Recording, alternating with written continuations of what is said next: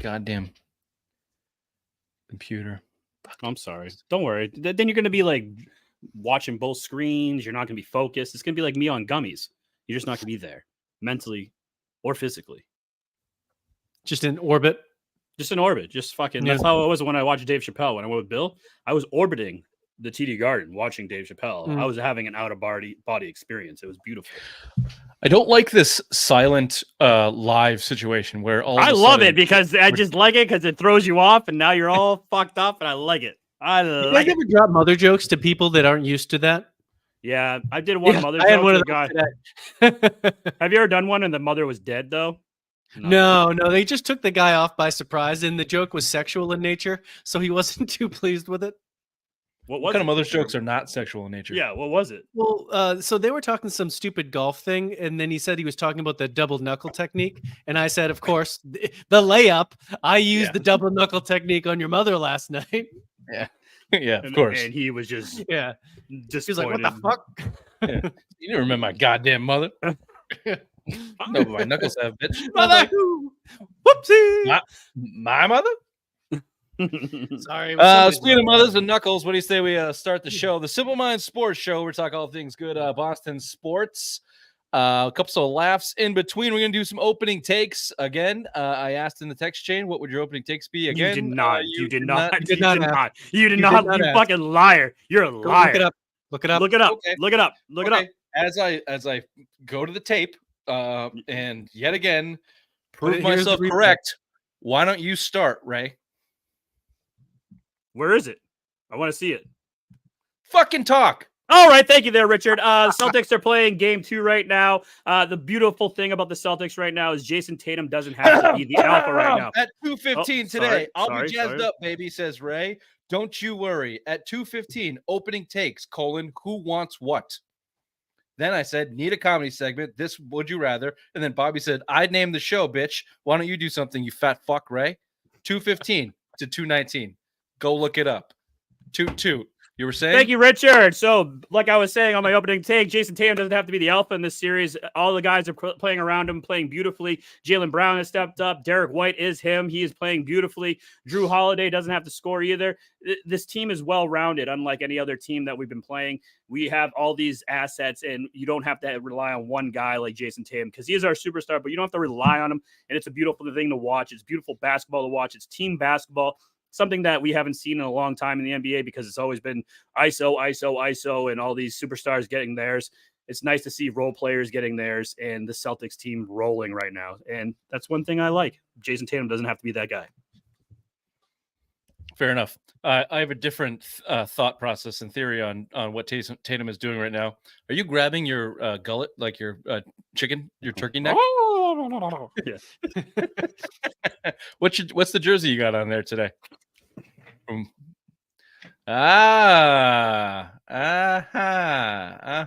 Between the big 0 on your belly and the fat golf hat, you could have went a different direction today. I mean, it looks good. It's working, but yeah. Fun fact: I used to not be able to wear this. It didn't fit.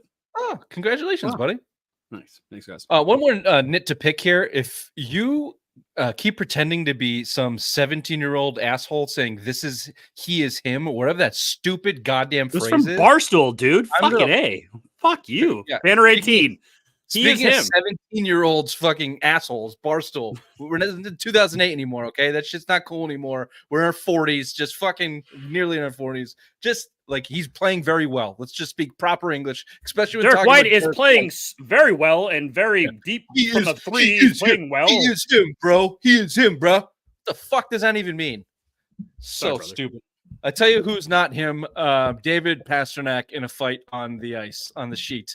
David Pastrnak and the Bruins were absolutely embarrassed in game 2 in their series against the Florida Panthers, ending in the last 10 minutes of a 6-1 game in a complete melee, including David Pastrnak, soft knuckles, David himself, going up against Matthew Tkachuk in an absolute beatdown, including every one of his teammates who got beat down. After getting beat down on the score sheet, they got beat down with their fists.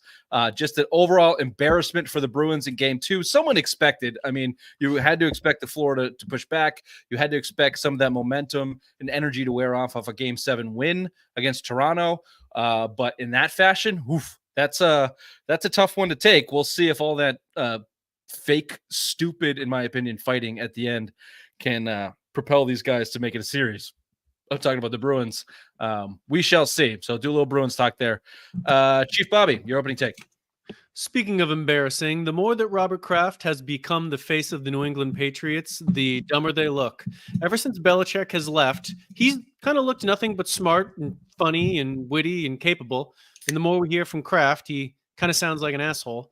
He says that they're doing a GM search now because they were too busy at the end of the year, even though they had the coach written into Mayo's contract that he was going to be the next coach, so there was no coach search. And teams routinely search for both at the same time, but they couldn't handle that.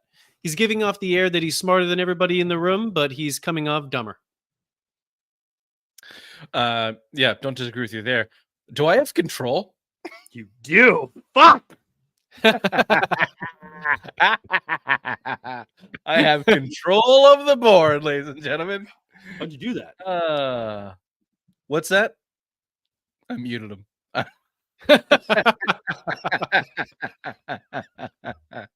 Thanks. Oh, life is good. Life is good. Okay. We'll be talking Patriots, certainly, in Robert Kraft's role. Do a little Celtics talk. Obviously, they are in play they are winning as we speak. They are rolling through these playoffs. So we'll start Celtics, move on to the Bruins. We haven't had a chance to talk game 7 all the way up until now. So roller coaster there for the Bruins from game 7 to last night. The Patriots search, as Bobby mentioned, touch on that. Also, the Brady roast is getting all the headlines everywhere you look. I know, Ray, you did watch it, or just clips? Clips. Asshole. And Bobby, I assume you didn't watch it because I watched some of it. The thing's too long, but I mean, I've heard you feel like you've watched it after everybody's talked about it. I'm sure you've heard the decent jokes. Yeah, it is very long. We got a Would You Rather with Doughboy and Simplest Minds of the Week. This is the Simple Minds Sports Show, Friday Rewind, May 10th, Thursday night, May 9th. Welcome.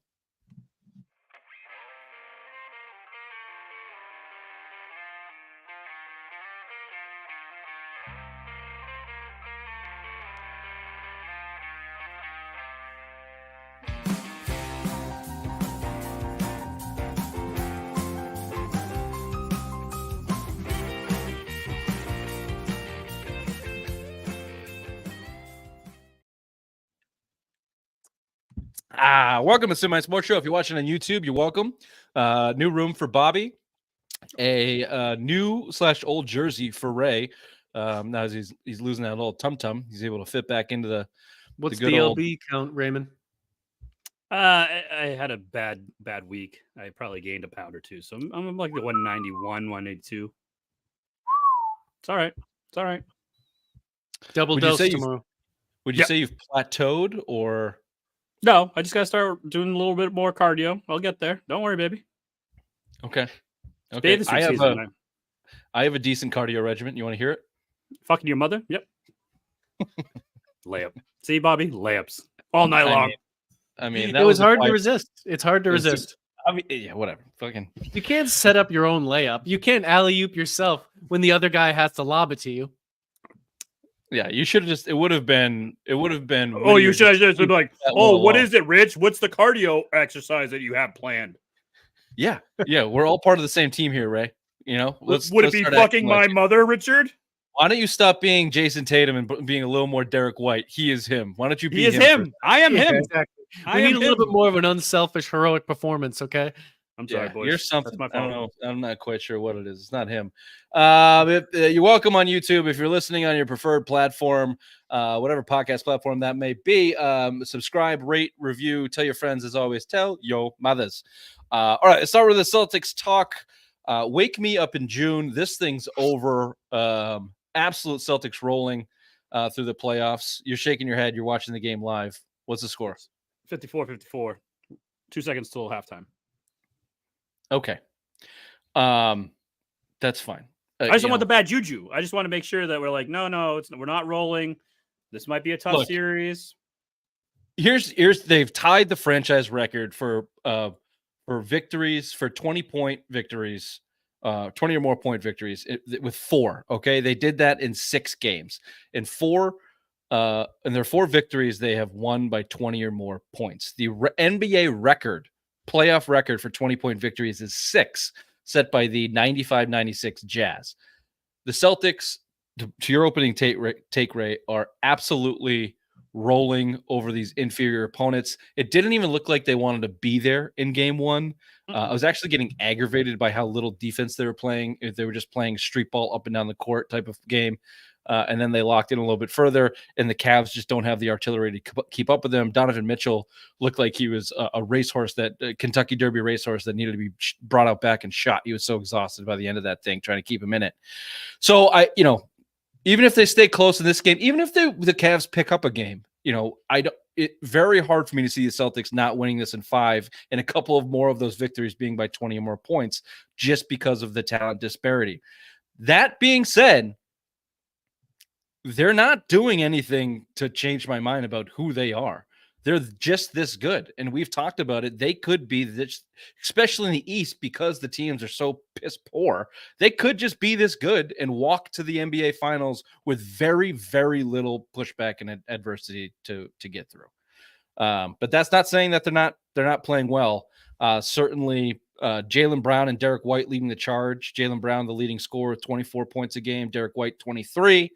A lot of talk around Jason Tatum not being the Jason Tatum we're used to, certainly in the scoring department, only averaging 21 points, his lowest point total per average in like 4 or 5 years, seasons or whatever, since he was new to the league. I'll stop there. I've got an opinion on Tatum to your opening take, but Bobby, your thought on the Celtics? Yeah, I mean, I think that they are just kind of going to continue to walk here. I think if they end up playing the Knicks, they'll be a little bit more of a plucky team. They're a little bit more of a veteran presence on there. They'll provide a little bit more resistance. But I think they're in line for a collision course with either the Wolves or the Thunder. At this point, I think that'll make for one heck of a Western Conference Finals. I'm actually interested to watch those two teams play. But as far as the Celtics, they're just too good right now. It's Derek White, Jaylen Brown, and they don't need anything else. Oops. Yeah. Moving on. So I'll take it to the Tatum thing. So obviously Tatum is not having the offensive performance that we're used to in the scoring department. However, he's leading the team in nearly every other. So here's the leaders. All right. So I gave you the points leaders. Jaylen Brown leads that with 24. Tatum at that in this category, points per game, is 3rd at 21. Then we go to rebounds. Lead rebounder on the team, Jason Tatum, 10 rebounds a game. Next is Jaylen Brown at 6.8. So Tatum's clearing the field there. Leading assists, Jason Tatum, 5.3 assists per game. Holiday has 4, White at 3, Brown at 2. Defensive rating, Drew Holiday leads that at 99, Horford at 99. Jason Tatum, number 3, 102. So his shooting is certainly down. That's obvious. But if you watch the games, you can take this in a positive or a negative route. Your positive is what Ray said. He doesn't have to be the alpha. He can just be part of the offense. He doesn't need to go out there and put up 30 points. And he's not. And he's contributing in the rest of the games, based on these numbers I just gave you in the rest of the game, and helping contribute to the win in other ways. I would say it's very similar to what we've seen from Tatum in the past. He's bored. He's playing down to his competition. He's just not this year. He's just not dragging the other guys with him. Jaylen Brown and Derek White refuse to play down to the competition with him. And they're going out there putting their foot on people's necks. And I guess, if that's the way you want to go, you could say at least Tatum is giving them the rope to do that. He's not forcing 25 shots a night. He's okay taking 12, 16 shots a night and just being, the beta in that situation. So I don't know which way you want to go with that, Bobby or Ray. Is he purposely allowing these guys to take over and taking a step back and contributing elsewhere? Or is he just subconsciously playing down to his competition, letting his guard down against these lesser opponents like we've seen from him in the past. And the teams around him is just so good that it doesn't matter this year. I'll go. Thank you. It's because he's getting triple teamed every time he touches the ball. That's the whole philosophy of the teams we're playing. Their defense is stop Tatum at all costs. There's a beautiful still shot that I was just trying to locate, but it was basically showing Tatum going up for a shot, and he was triple teamed by the triple team still shot if you want to see one. No. So basically, he realizes that he has open players, he has open teammates, and he is facilitating the ball. So what he is doing is beautiful. It's smart basketball. It's nice to watch. And Tatum's doing the right thing. He's not forcing it. He's actually facilitating it, knows that there's an open guy. Derek White's playing out of his mind right now. Jaylen Brown, once he gets going, he's playing great. So once again, it's just one of those things where I like Jason Tatum, what he's doing. Two things, if we could see that shot, but secondly, if Tatum was if he was like already a 2-time champ and he was doing this, we would say he's pacing himself for when he's needed to do it, but he isn't. So I'm going to tend to lean on he is probably just he's in space, or maybe his dog died or something. I don't know. He's just aloof. This is the type of player he is. He's coasting. And what we have right now, ladies and gentlemen, is a good Celtics team that is winning, that is not causing any stress on Ray's fragile, bony body, fat, bony body, and you have Homer Ray. I think I said it in the text chain. I made a perfect analogy. Didn't see it. Didn't see it. Ray's Homer. I'll look that I want timestamp. Okay, I'll timestamp. I believe. No, I remember he made a herpes analogy. I remember I remember that one. Yeah. He said that your homerism comes up when you have like a bout of herpes. It was some sort of analogy to herpes. Thank you, Bobby. Ray's homerism is very similar to herpes. It's always there, but from time to time it flares up when you've got a flare up and it comes out. And then, at times where the team is struggling or maybe makes very quickly it goes away. So, but it's always there. And right now you've got classic Homer Ray, classic homerism Ray. The second we get a close game, 54-54 at half for the Celtics, we need Tatum to step up and dominate. The second he goes out there against those quote unquote triple teams and forces shots and goes 1 for 7 in the fourth quarter and misses 2 big free throws. Tatum's cunt. Let's talk next week. Fucking Tatum can't step over. Trade him. He fucking sucks. Derek White is him. Fucking give him the ball. Tatum fucking blows. You pussy. That shirt will be miraculously. That shirt will be too tight again. We won't see that. Yes, on the next yes, it will. Yes, it will.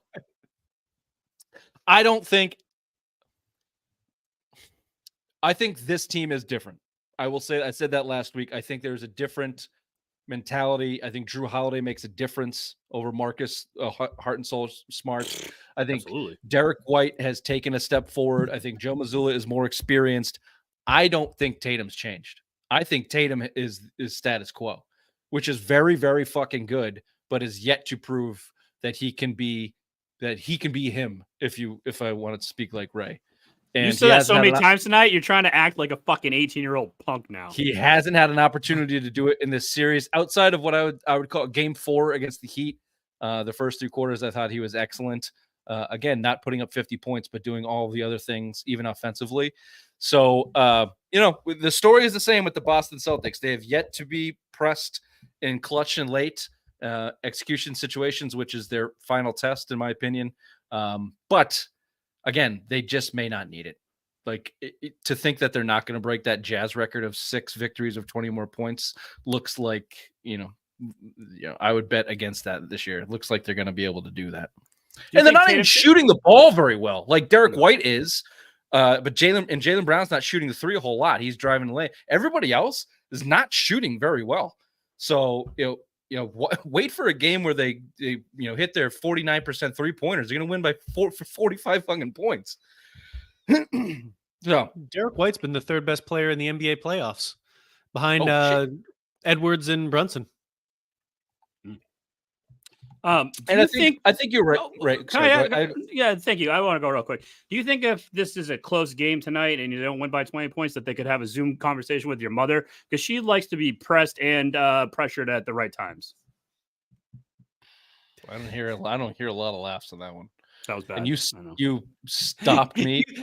What's funny is you came in with so much confidence about the joke. Yeah.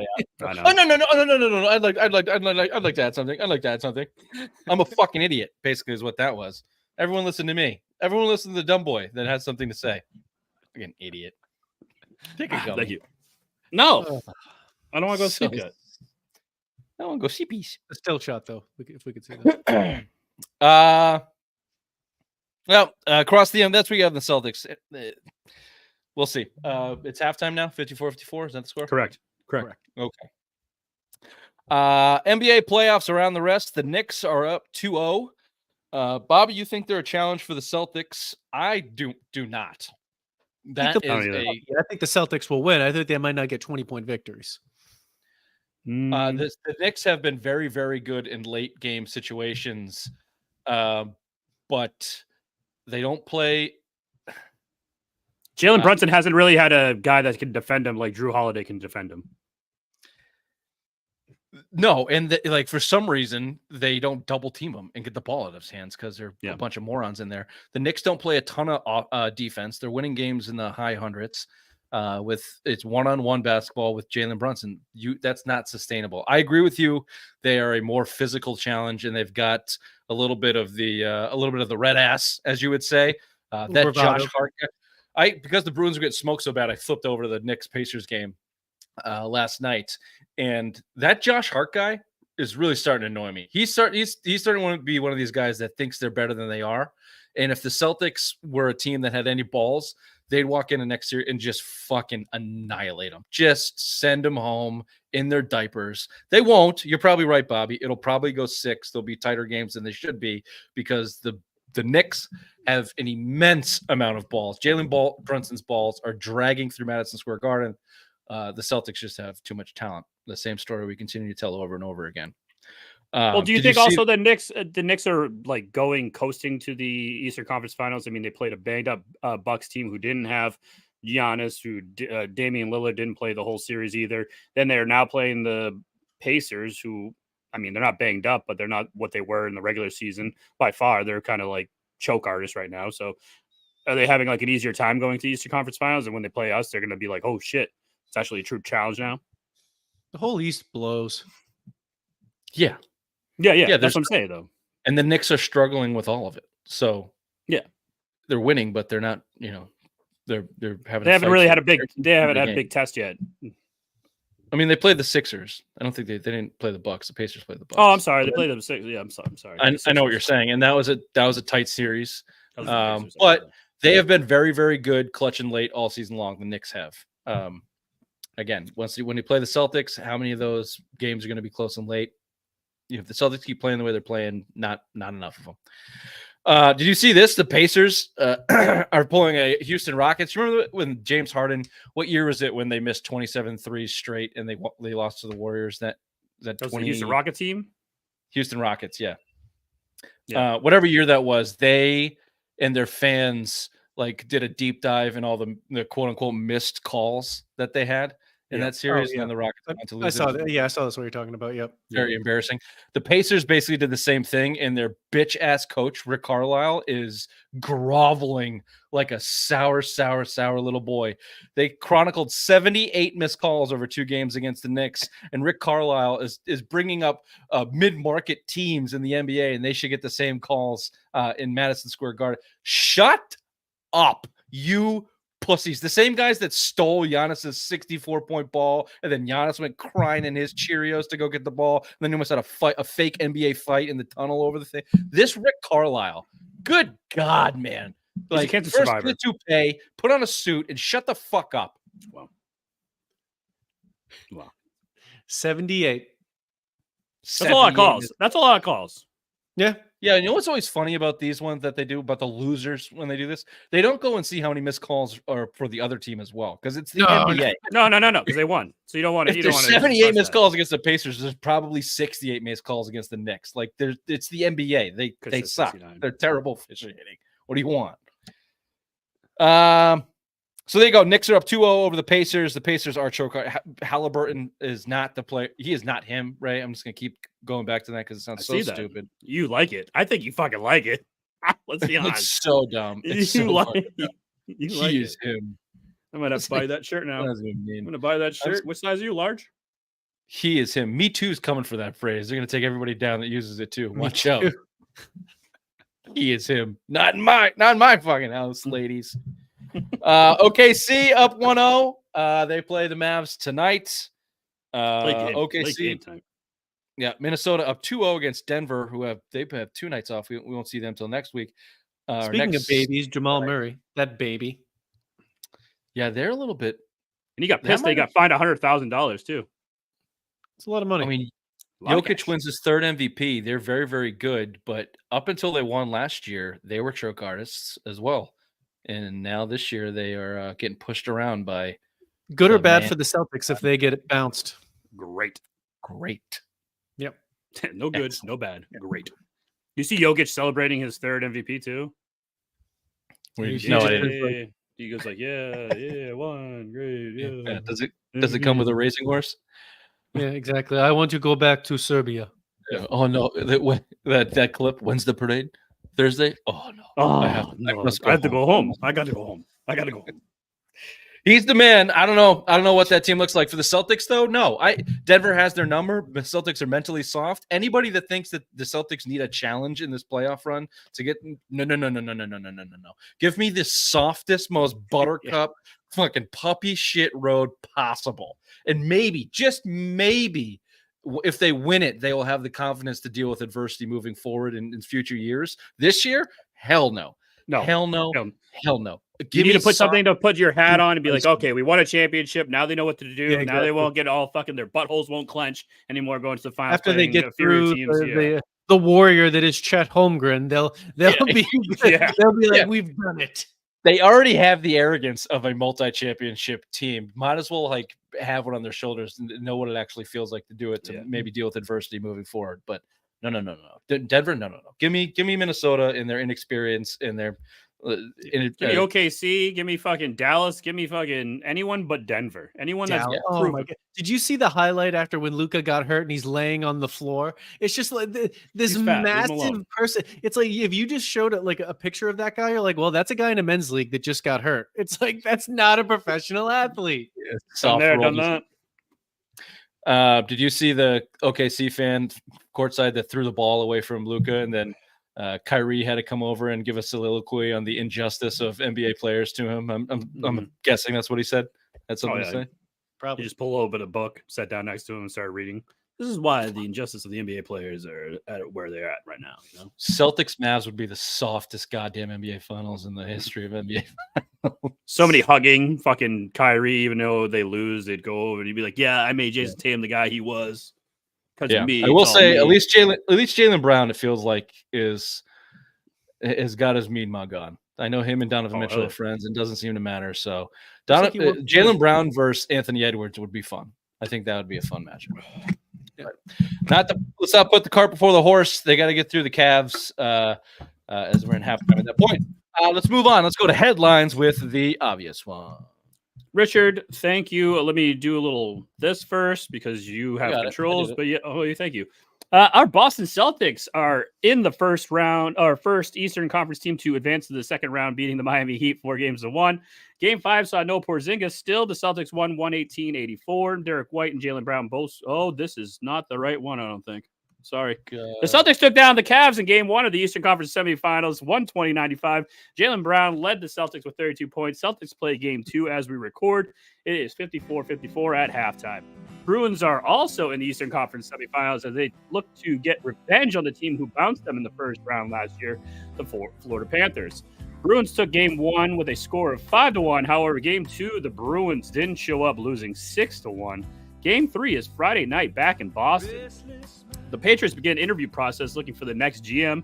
Here, let me save the trouble and just give it to Elliott Wolf. This is all dumb. And finally, the Red Sox lost 5-0 to former Red Sox pitcher and World Series winner Chris Sale and the Atlanta Braves. This has been Headlines with the Obvious One. Back to you there, Richard.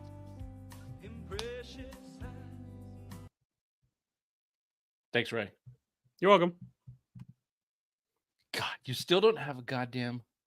Oh, but you have control now, bitch tits. Well, I'm just learning I have control. Just learning I have control. All right, I'll have this ready for next week. Useless tit, Raymond. Little Bruins talk. The Bruins absolutely embarrassed. Before we do that, game 2 talk. Well, I just want to go back to game 7 and remember that when we haven't had a chance to talk about game 7 against the Leafs, the 2-1 win over the Leafs in overtime. The overtime winner coming from David Pastrnak. He is him. He's him, Richard. Fucking guy. The equalizer coming from Lindholm. The two players that we were on the most, them and McAvoy, and that certainly in that Leafs series. David Pastrnak called out directly before Game 7 by his coach, needs to do more and step up. And I've been one of the biggest Pastrnak. I've been on his back for years, and it was good to see him come through. And Lindholm with that beautiful pass off the boards in overtime to set up David Pastrnak was all beautiful. That happens once a generation. You see a Game 7 winner by your home team. So awesome, thrilling. To do it against the Leafs is just ridiculous. I have the last 12 years of Leafs playoff situation here. Like, if you think being a Boston Bruins fan is hard or a Boston sports fan is hard, you don't know anything. Go to Toronto and put on one of those Leaf sweaters. They are some kind of fucking choke artist, that team. It's really, really unbelievable. So coming out of Game 7, the Demons seem to be exercised. We can get into Game 1 against the Panthers, which the Bruins went in there and took down as the underdog. Ray, any thoughts on that Game 7 victory? David Pastrnak stepping up, Hampus Lindholm coming through with a beautiful equalizer in his shot, and the team standing up and getting that Game 7 win in the face of unbelievable tragedy if they lost that game. Second year in a row to blow a 3-1 lead in the first round. That would have been hard to come back from. The only team in North American sports to have ever done it if that happened. So they did it. They avoided that. It was nice to see Jim Montgomery calling out David Pastrnak, basically saying he needs to step up. Brad Marchand was doing his job, but Pasta has not done his job. So it's nice to see that Pasta actually stepped up and was called out. And then when they asked him about it, Pasta wasn't being a bitch about it. He goes, yeah, I would be calling myself out. If I was a coach, I would call myself out too. I know I wasn't playing the greatest. So it's nice to see that, he's taking responsibility and he put it on his back and he just brushed it off and scored the game winner in Game 7 against the Toronto Maple Leafs. So that was great. I have to say, since David Pastrnak has been surprisingly refreshing since second half of Game 6. He was an absolute zero for quite a while. Oh yeah, and he still may be on the score sheet. But his sound clips, his responses after the games, the way he stepped up, and you get a Game 7 winner in overtime, that goes a long way, certainly. And it bumped up his ego all the way to the point of getting absolutely obliterated by a much larger man. Yeah. Before you jumped on, really thought he's like, I can fight anybody. Yeah. Bobby doesn't watch hockey, but before you jumped on, he was talking to me about it. That's the only thing he watched was Pastrnak get his ass kicked by. Obviously, I didn't watch the game. I see. I wake up the next morning. I see 6-1. I go, and then I see the fight highlights when he's just they're just sitting there fighting, and then he's just boom, just crushes them. He almost gets cut by a skate. He got obliterated. He is not the guy that you've taken a fight, although they had 5 guys, 4 or 5 guys that had been kicked out for misconducts at that point. There was barely anybody left. There's plenty of guys left on the bench that could have fought. David Pastrnak probably shouldn't have been that guy, but again, put it in the good column, check column of David Pastrnak showing up in the playoffs, something that I have said that he has not done basically in his entire career. He's doing similar things to Jason Tatum. If he's not on the score sheet with a goal and assist, he's doing other things, even in a loss, like fighting the fucking nut job, Matthew Tkachuk, he had no business being in a fight with, and he took that challenge on. Some people say he shouldn't have. Some people say, one of the other guys should have stepped in for him as the best player, kind of unwritten hockey rules there.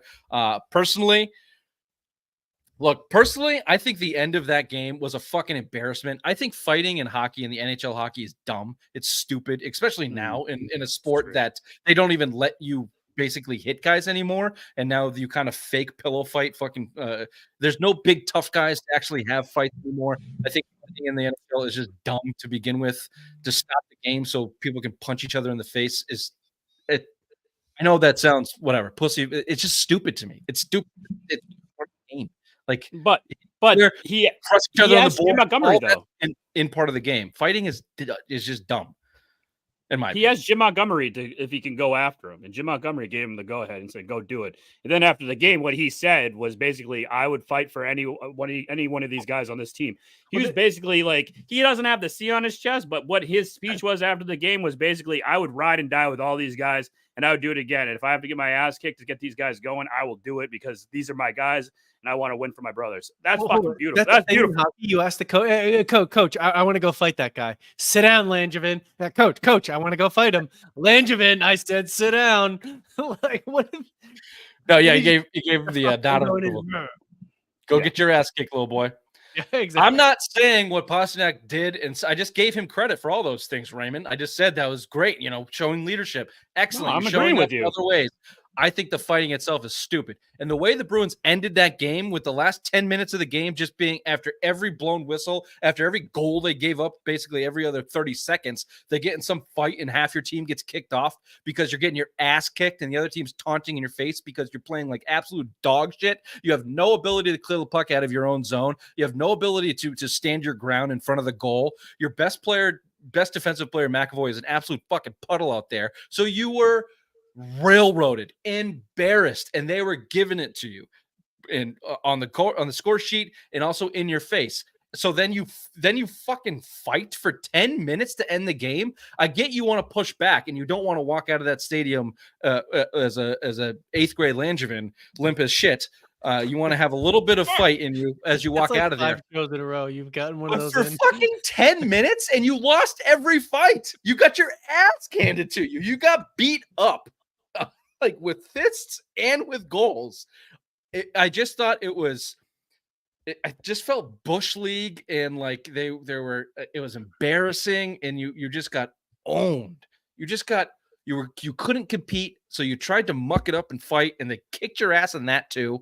And then your best player ends it all on national television, middle of the fucking sheet. Every camera, every eye is on him, and he gets his ass beat. Not even close. It was, in a word, embarrassing. After their goals, they were laughing at them. Yes, they were laughing at the Bruce. Yeah, they were laughing.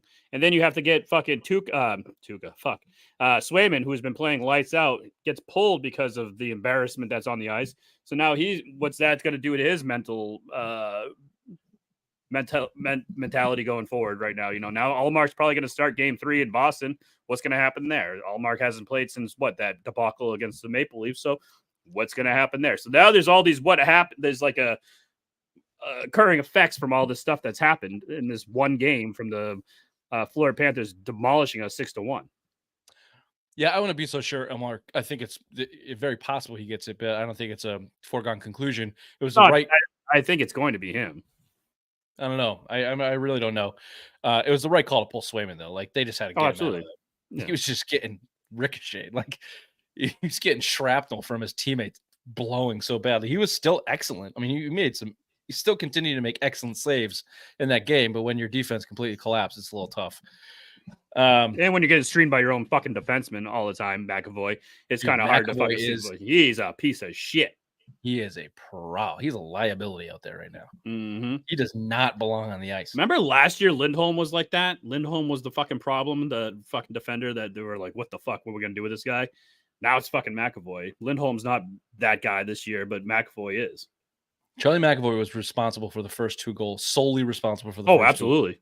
Absolutely. Loses his stick, just looks like a lost puppy out there.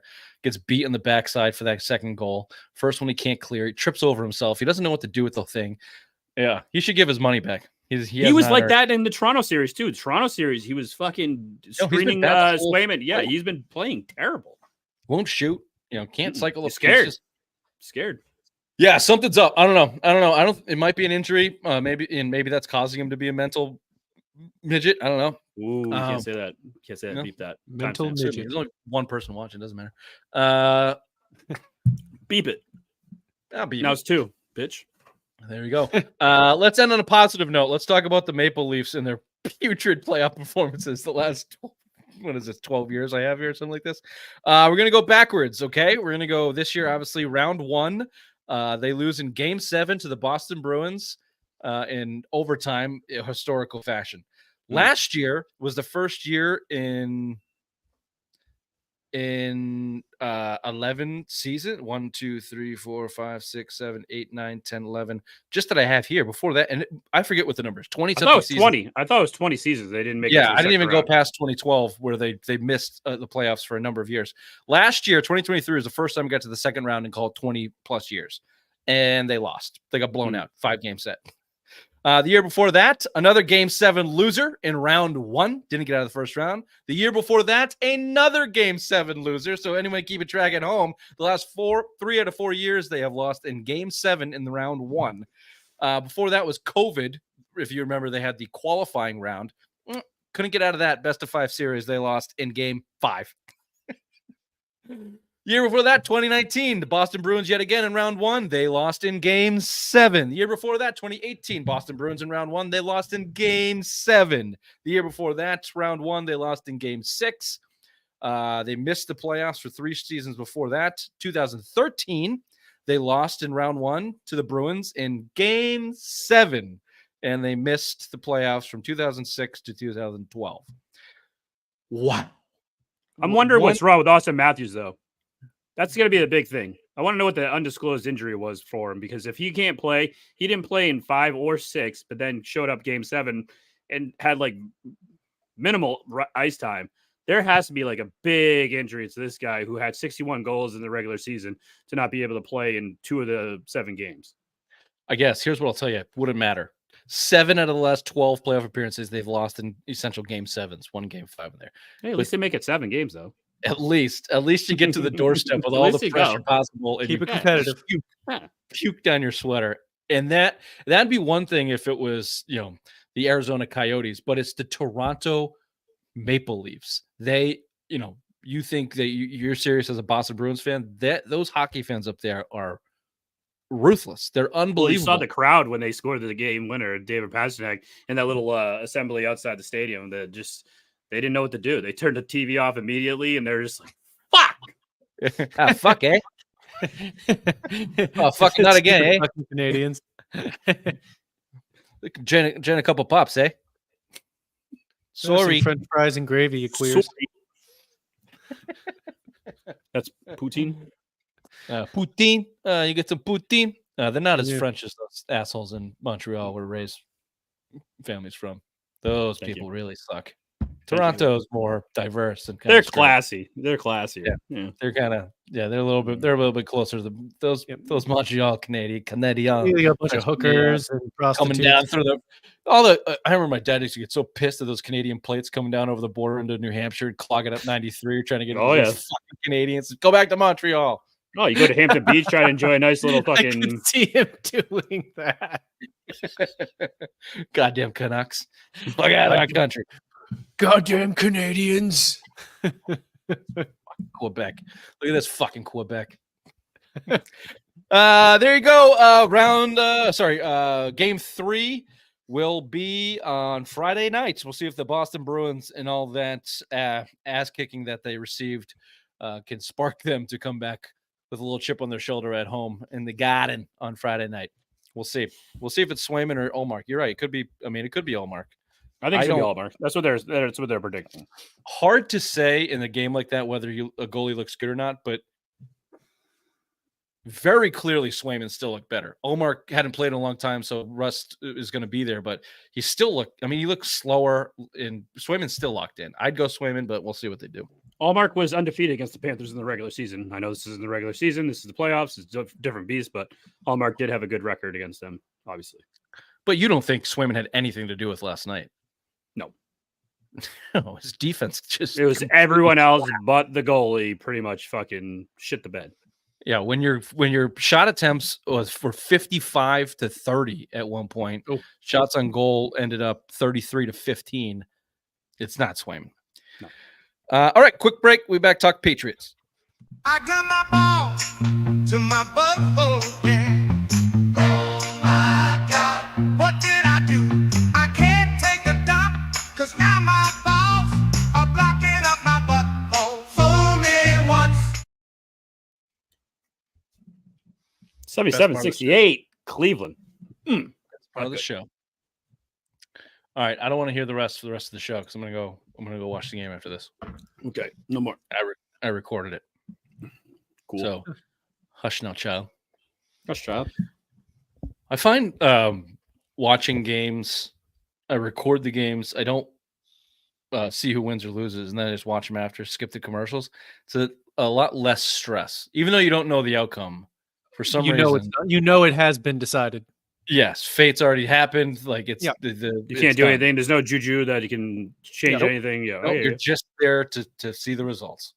Okay. Anytime that you can manipulate the game with a fast forward, it loses its like I say, there is no stress involved with it. That's right. If you feel like you're in control of it. In our streaming age, there are circumstances and times where I miss a commercial. Like you can't get up to pee. You can't just kind of, take your mind off what's going on. The Brady roast, for example, that fucker needed some commercials. Like it was just 3 hours nonstop. Like how long can you laugh? You could have probably paused it, right? Yeah, but again, right? It's not the same. It's not the same. It's like when Kim Kardashian came out, you couldn't have just been like, all right, I'm going to pause this right here. No, because you're not experiencing the thing. You're manipulating it where someone else, you don't get it. Clearly it's beyond. No, I'm trying to get your mind focused right here. I'm trying to see where you're at. I'm just throwing out ideas. Maybe you could have paused. To Bobby's point, when you have manipulation, when you have control over it, it just loses the essence of what it is. It's like you're watching a movie or something, it's not live. So, especially in a sporting event. Sporting events where you feel that the most. So now I know the first half is 54-54. I'll watch that first half. Just see how they play. We do a sports show, so I'll see how they play. And then I'll get to the second half and see how it finishes up. Skip through some of the boring shit. Like skip to the free throws, maybe. See how that. I always skip the free throws if I ever record it. Speaking of skipping through the boring shit, the Patriots are beautiful segue, Rich. Wow, what a great segue, Rich. That was great. Patriots are quote unquote in a search for a general manager. They are under a faux search for another de facto general manager. Bobby, you mentioned it in your opening take. Apparently, they were just too fucking busy in January to go through the search. They are obligated to go through a search and have at least 3 minority candidates come in for the position per the NFL rules. And now they are doing it after the draft, after free agency, after the roster is basically set. And everyone can see through the facade and the bullshit that Elliott Wolf got the job. They didn't want to go through the process in January for whatever reason and just name Elliott Wolf, the GM. I don't know what to think of it. Here's the worst case scenario that I've heard that could possibly happen. The NFL may say, whoa. Like, this is here for a reason. We're going to make an example of the Patriots yet again. And you either fine or draft pick compensation because they did not comply to the Rooney Rule. Even if they are trying to do it now, they'll see through their bullshit. That's probably the worst case scenario. But really, it just makes them look Bush League in my eyes. Like, what's the reason for doing it? The only thing I can think of is not that they didn't have enough time or they had too much on their hands, but they just said, we know what we want. Fuck the Rooney Rule. We're going to get to work. We're going to put our coaching in place. We're going to put our scouting in place, and we're not going to spend literally any time on this other thing that is truly useless because Elliott Wolf is our guy. And if that was the case and they just kind of put a middle finger to the whole thing and they thought that they were doing best by their team and they truly just got to work, okay, but even that, I don't really believe it because they needed an extra week to get their shit together before they could let the guys into camp, the players come back. So it just feels scattered. It doesn't feel like a tightly run operation. I don't know. The whole thing is just weird and icky. And why would you, why would you? So do that? Why wouldn't you hire Elliott Wolf after all of this, who has now tape on everyone that you just drafted pretty much that he handpicked pretty much with Jonathan Kraft? Why would you just get rid of this guy? Clearly, it's going to be Elliott Wolf. They're going to do all their due diligence and do the Rooney Rule bullshit, blah, blah, blah, go through candidates. It's going to be Elliott Wolf. No shit, Ray. Welcome to fucking conversation. I'm just saying it's stupid what they're doing right now. Yeah, that's what I just said. That's what I just took a fucking 2.5 minutes to fucking say. No, that's what I'm saying. I agree with you. It's just stupid. Like, what are they going to do? Let him go? They're just going to say, all right, see you later. You're going to go now. I'm going to hire Okay, fucking fine. Joe All right. Yes. No. Good recap. Why? I'm asking why. Why would Yeah. they do it? Why? Yeah, they won't. They thought Belichick was the No, I'm asking sole problem. So that's why they didn't even do anything. They're just like, Belichick's the only problem. We got everything else solved, so we don't need to do anything. It was Belichick's gone. We got it. But they knew they had to comply to the Rooney Rule. Even if they know Elliot Wolf is the guy they're going to hire, they know they have to go procedurally through these interviews with minority candidates. They know they have to do it. So they just said, I'm not doing that right now. We're going to just let Elliot go to work, and we'll do that whenever we feel like doing it. And we'll call him the de facto GM. Why? What's the point in that? Now you're sitting here in May, and everyone's calling you either a liar or stupid or dumb, or you don't have your shit together. It's just not a great look. And who's holding the interviews? I heard they're being held in they're not being held in Foxborough. So is it just Robin Glazer in like a cheap motel room, watching Netflix as someone like goes over their resume? Like everybody's denying these interviews. No one wants to come to this sham fucking interview. Oh, they look like total clowns. I think they look like total clowns. They just don't really quite get it. The other thing I heard from this is Elliot Wolf will get the job, Ray. Thank you for pointing that out. It's Elliot Wolf's job. You're welcome. So obviously he's going to be. I mean, that's obvious. It's the obvious fucking choice. Why wouldn't he have the job? I know. What do you? That's what I'm saying. I'm agreeing with you. Are you fucking with me? No, I'm just saying it's stupid what they're doing right now. This is dumb. I agree. I know. That's right, Ray. I think you're right. I'm just trying to agree with you, baby. Sorry. Okay. Are you fucking with me? Are you fucking with me? Are you him? There's no. Did you gummy? No, no, because you told me not to. Because you get sleepy. You get like a sleepy I potato. don't get sleepy. I'm not fucking sleepy. I'm ready to go. Seems wide. Whatever pills that took your fucking brain into wherever you went, do some more. It's entertaining at least. Here's the other thing. Elliot Wolf is not going to get the general manager title. His title is going to be executive vice president of football or something. So he is player personnel. Thank you. He's going to report directly to Jonathan Kraft. You know who else is reporting directly to Jonathan Kraft? Gerard Mayo. So you have no hierarchy within the Patriots. The coach and the player of personnel, not GM for whatever reason, because the Patriots are smarter than everybody else. They're going right to Jonathan Kraft. The other bad thing about this, I think, Bobby, is, and this was not I didn't point this out. I think it was Albert Breer that talked about this. So I'm stealing it. They had a chance for the first time in 20 years to get a peek into how other operations work by bringing in general manager candidates from other franchises and organizations to just take a look. Take a peek. You've been doing the same thing for 20 plus years. Maybe have someone come in and share some of that intel and knowledge from across the league, even if you don't plan on hiring.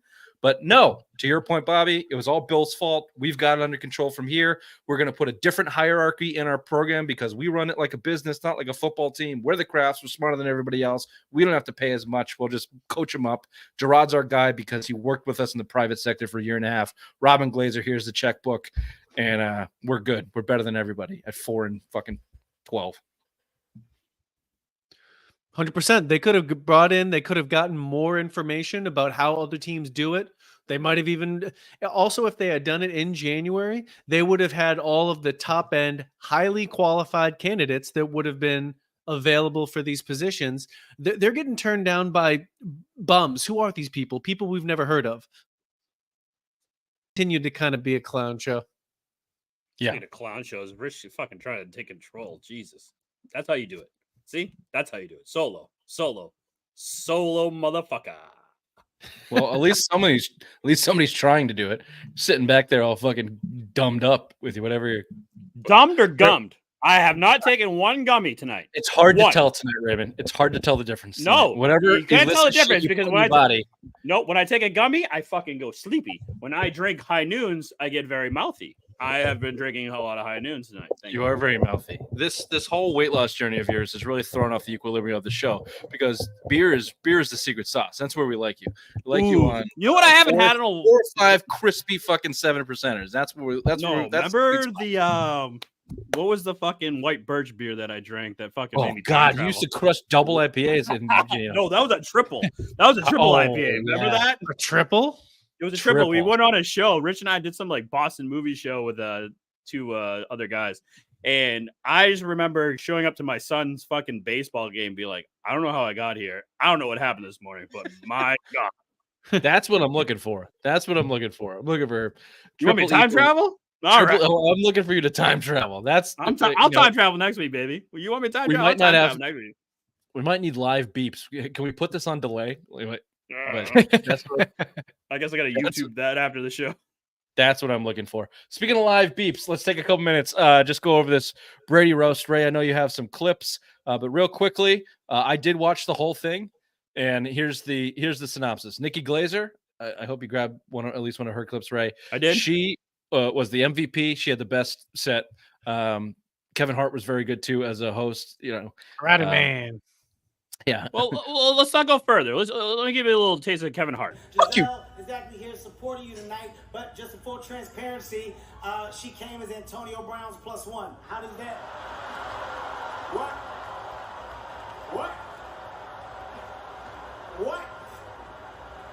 What did I say? What did I say? He kicked it off hard. He kicked it off real hard. It's like that's good. 8 fucking karate classes in a day, Tom. 8 karate classes in a day. The only thing bruised was her ass. What are you thinking, Tom? The guy Kill Tony. What's Tony's last name? Tony Hinchcliffe. Yeah. This one's fucking gold. This guy, bravo. Here we go. Tom is afraid of the Giants, which is why Kevin Hart is hosting tonight.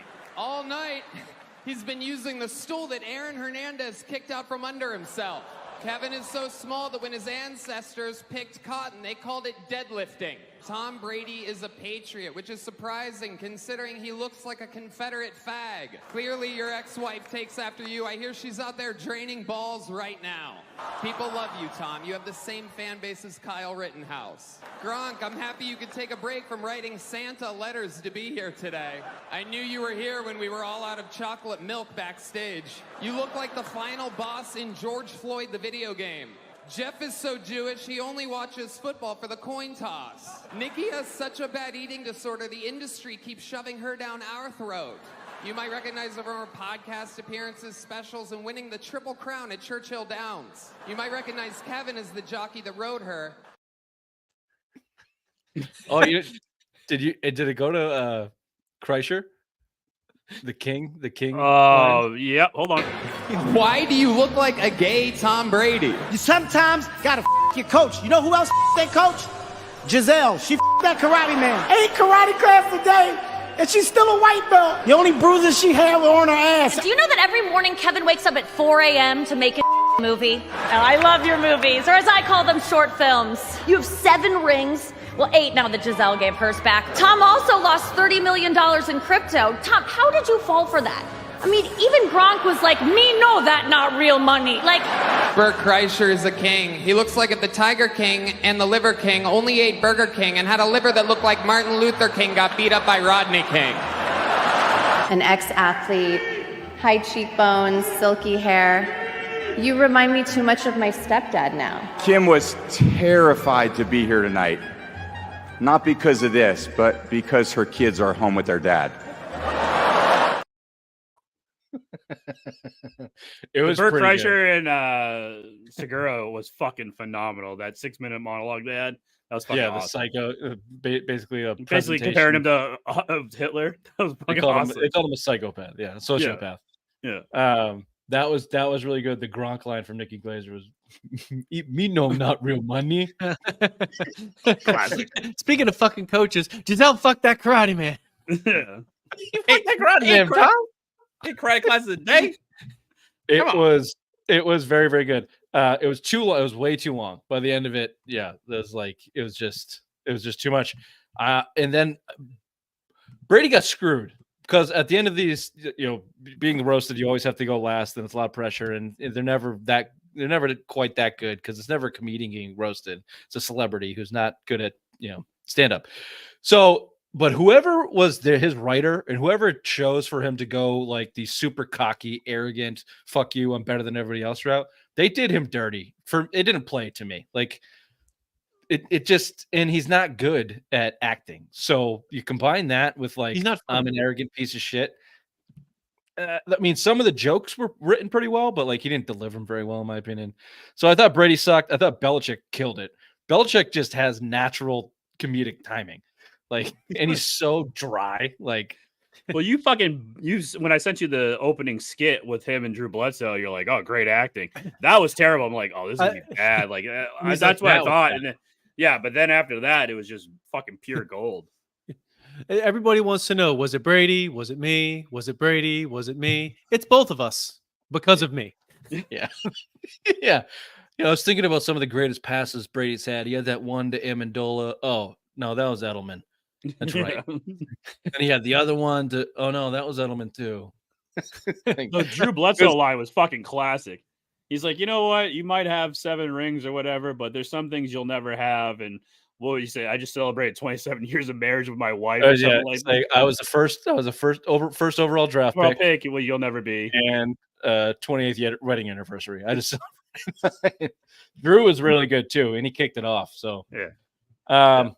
And then Kraft. God, Kraft was drunk. Either shit faced or he was dying on the spot. Like Hart made him do the shot with Bill, which Bill didn't take. You could tell he didn't want anything to fucking do with that, but they're on, want millions of people. So he played along, but then Kraft takes it and the whole thing just falls down his chin. He's doing a speech. And when people do that, they get nervous and they shake. I know, like I've done hundreds, thousands of presentations in my job. And even if I get in front of people, like you just sometimes you get shake. So maybe that was it. Or the dude's 80 something, like, either he had something going on with him or he was fucked up. I don't know, but he had some shakes going on. But he did land one of the better lines of the night as well. After he gave his speech, he said, and Vladimir Putin, I want my fucking ring back. Ring back. Yeah. That was good. Which is a good line from Kraft. Yeah. So, here you go. That was the Brady roast. Anybody who hasn't seen it, thank you, Raymond. We put some clips up there. We'll see if YouTube doesn't take us down for that. All right. Probably will. We're late. Do you have a would you rather? I do. Okay. Let's bang through a would you rather real quickly, please. Flight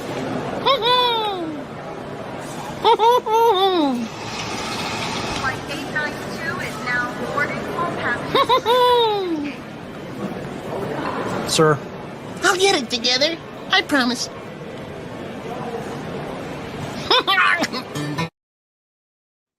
Rich has no humor in that. I'm sorry. Sorry. I mean, it was very cute. You just labeled it this or that. But that's Chief Bobby's segment. So personally, I'd be offended, Bobby. All right, let's do it. Always feel constipated or have your child freak out while you're trying to take a shit.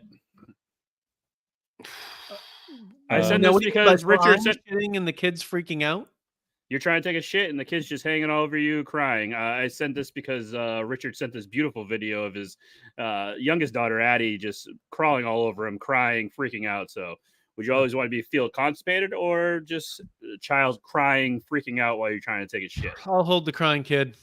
Yeah, I'll take I don't want constipation. No. It's too important to me. Crying kid? Okay. You're on a desert island. You either have unlimited music to listen to or books to read.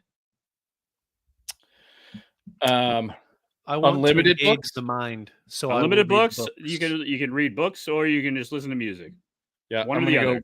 I'm gonna go books. It's not gonna be as enjoyable, but by the end of it, I'll be the smartest human alive. Yeah, need to engage the mind. Fair enough. Brecky Hill or Livy Dunn? Who are these people? Brecky Hill is a social media influencer, and Livy Dunn is a LSU gymnastics. She graduated from LSU. Brecky Hill has been called the Livy Dunn with breasts, pretty much. I see. And what's the question? Then give me the one with the breasts. Yep, me too. Thank you, Bobby. I know Rich wouldn't want to answer that. Share a beer with a hardcore Biden fan or a hardcore Trump fan. Oh, Trump. Give me the Trump. Really? Yeah. I didn't think you were going to go that route, Richard. Well, I mean, Trump's a real piece of shit, but the people that support him are way more entertaining than the whiny lefties. I'm assuming it's far right, far left is where you're going here. Yes, but I was just fucking. Give me the racist assholes over the annoying wokes. Perfect. That's what I was hoping you were going. Bobby, same? Yeah. Oh God, yes. Okay. When you're changing at the gym, do you towel to cover yourself, or do you just go for free for all? I don't go to the gym.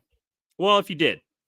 What are you scared of? You letting your wang out, you little wussy? I do. I don't I need do. a towel. What the fuck do I care? No towel. I let everybody else see what's down there. My man, Bobby. Fucking, I'm always towel. Richard, no towel. You just if you did go to the gym to try to be better with yourself. Yeah, gyms are for losers. I air dry naturally, so I would imagine. Do you not own a towel? Do I not own a towel? You say you air dry, so how do you dry? With the fucking air. What? How do you think it? So you don't I'm not a you dumb don't one towel here. down? I do a soft wipe down and then take the towel off for a while. Okay. This just seems like a. I've never seen that strange way. before. Yeah, that's weird. Ask Next your one. brother, Ray. All right. Nutty Buddies or drumsticks? I think I just read that. I think I just read that all of these are. They're not. They don't melt. I forget if it was Nutty Buddies or drumsticks. Probably. They're probably chemicals in there or something. Yeah, they're not real food whatsoever. They left them out for like 3 days and they just didn't melt the ice cream. So Yeah, whatever. It's good on. give me the my Nutty book. Buddy. Nutty Buddy. I'm a drumstick guy.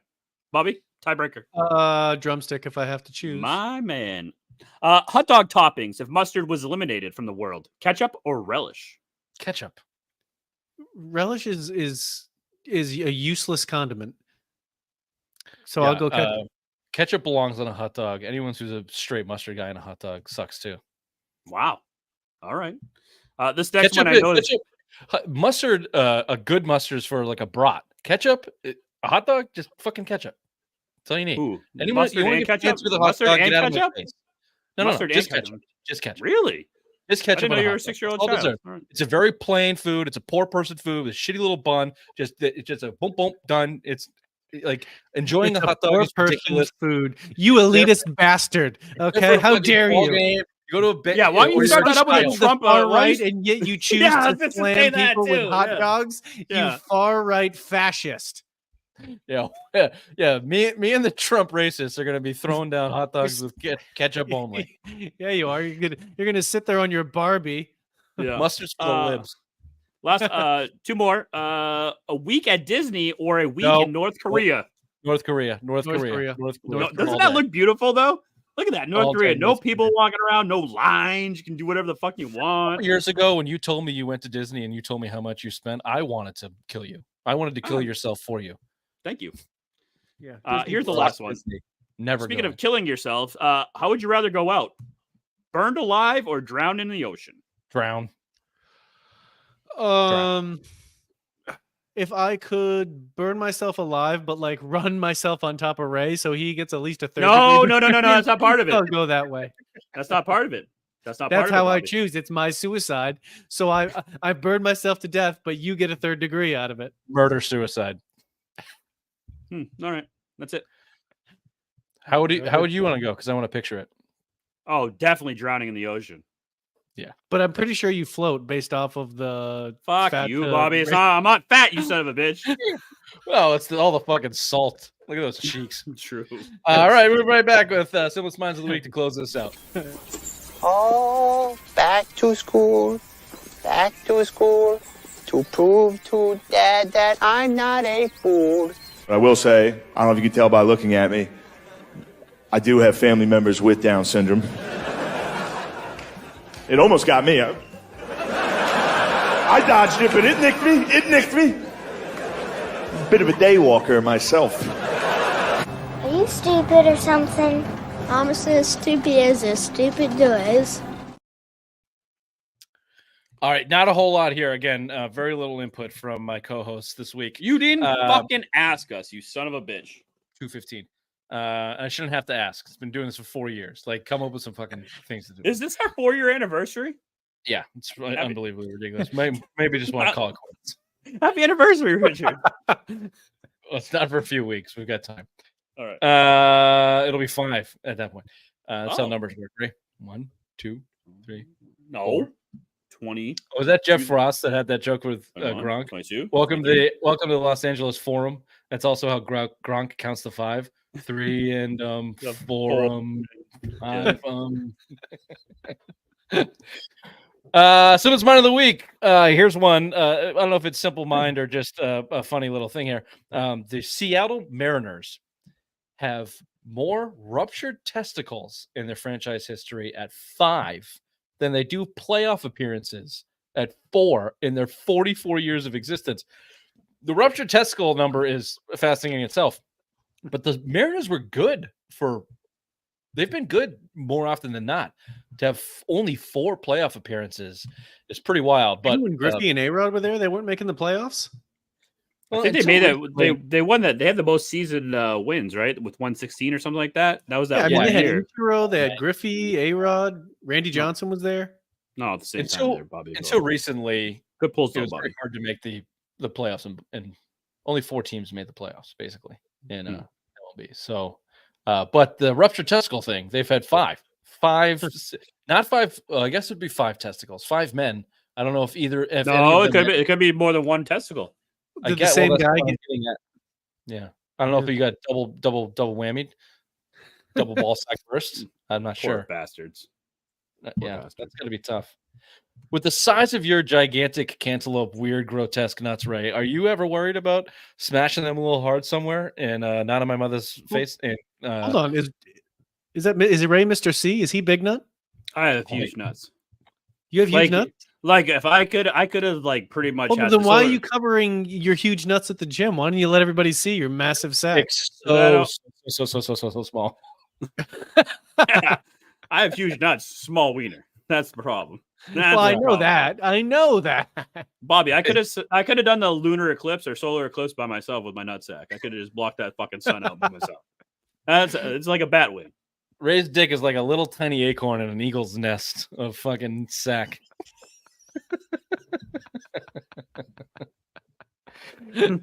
Speaking of sacks, Shohei Ohtani's interpreter. This story keeps popping up, and Ohtani still continues to skate somehow. But Ippei Mizuhara, we all know the $4.5 million that he stole from him, and it just keeps coming out how he did it. And either Ohtani is the biggest fool in the world, or the most trustworthy, or whatever else. This guy just was straight up using his debit card to pay for shit, including $60,000 for the dentist.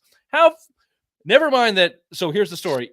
Ohtani agreed to pay for Mizuhara's $60,000 dental work and provided him with a check, a $60,000 check. On the memo line, I guess it said fucked up dentures.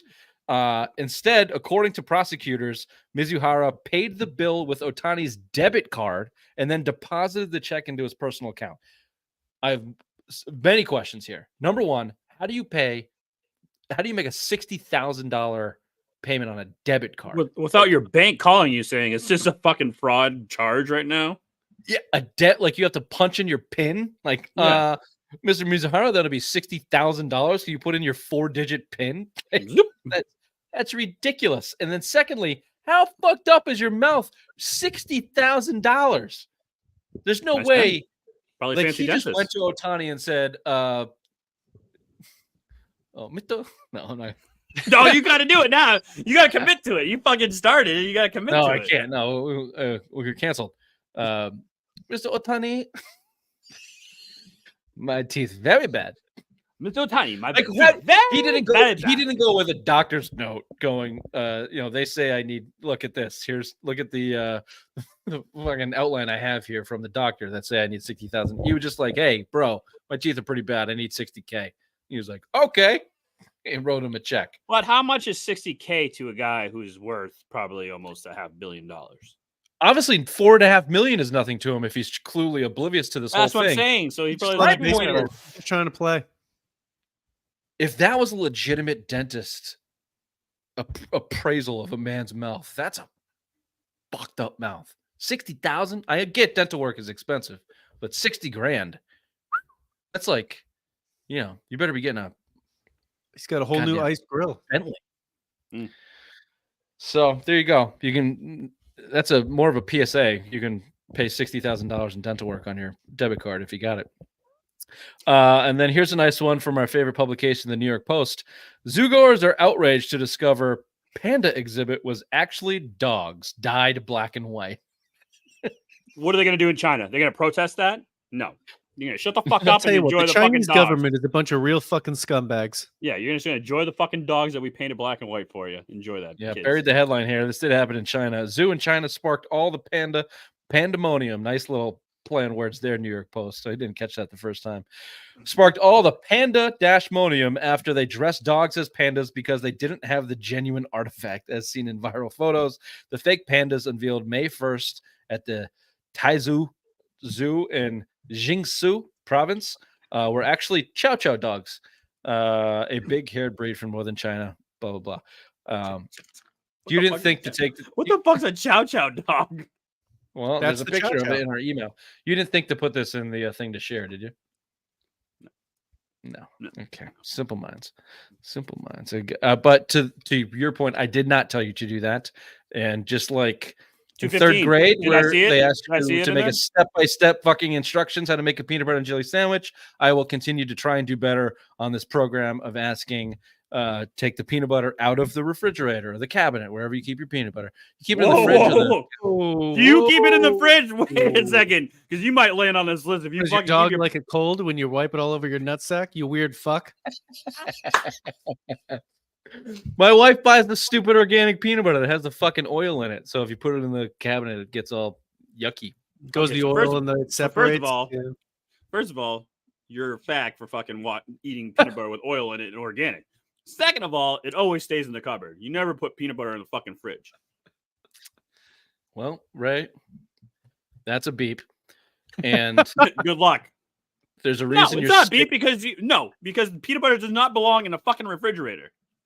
Nor should it be organic. You get Jiffy, you get Peter Pan, you got fucking Skippy. All those. Jif is the superior peanut butter product. You got all these choices, and you get fucking organic. When I come down in You guys June, are- if I see any fucking organic products there, I'm gonna fucking slap it out of Ingrid's fucking hands. It's the only thing in our house because we're responsible humans that understand that you've all been cancer-ridden fucking peasants fed by big food for their entire life. Here we go again. First it's the hot dogs, now it's this. You right-wing son of a bitch. Take your fucking chemical-ridden my ice God. creams, quote-unquote, ice cream She's snack. ruined you, Richard. She's ruined you. And you're My God, I've seen you eat regular peanut butter, You're okay? scraping off the top of fucking roads to put in to make it peanut butter. Put some brown goddamn food coloring in there, calling it peanut butter. She's Sure. brainwashed you. Yeah, She's sure. brainwashed you. What organic hot dogs do you have over Keep there? stabbing your belly, fat ass, eating your stupid fucking Jif, you dumb bitch. At your stupid funeral when you die of young age, I can't wait of to whatever fucking fucking outlive cancer. you. I'm gonna Jif is, outlive you. Coming through. I'm gonna outlive playing you. This goddamn video, and I'm wearing a one-piece suit that says he's an asshole for eating Jif. No, And what's then gonna happen I'm is just when gonna I outlive you, organic I'm peanut gonna put butter my directly into fucking my nuts fucking mouth. right on there. Now put fucking peanut butter and fucking teabag you on your fucking in your casket, bitch. That's what I'm gonna do, and I'm gonna say, "Who lived longer now, bitch tits?" And then I'm gonna go to Ingrid and say, "I'm so sorry for your loss." outside of tragic events, there is not a chance in hell you live longer than me. Oh, if I do, No I'm fucking teabagging you. I'm teabagging you with Outside peanut of butter on my getting, nuts. outside If of I getting do, hit by a bus- no. I'm putting it right now on the record. If I outlive you, I'm fucking teabagging you with peanut butter on my fucking nuts. Fine. Good. I'm just letting you know right now. You're gonna have to get me before they cremate me. When I'll get you. this happens, I'm gonna go identify the body. They're gonna go, can you identify this body? Absolutely, I can. peanut butter on your balls while you. It'd be great if you got there first, and then my wife shows up, and there's just a stain on my forehead. That's not organic. No, it's not, Ingrid. Bitch dive from. If you oils really- separate and mess up your makeup. Yeah. If you really had your shit together, once you get your fucking cancer diagnosis, you'll start plotting my poisoning, so that it looks like natural causes, and you can just stamp me on your I'm way just gonna out. call Boeing and say that you're a fucking whistleblower, then you're gonna fucking die. Hey, that's not funny, miraculously. man. That's not fucking funny. Well, this has been the Semi Sports Show, Friday Rewind, May 9th, May 10th, Thursday, May 9th, May 10th. Bye. Bye-bye.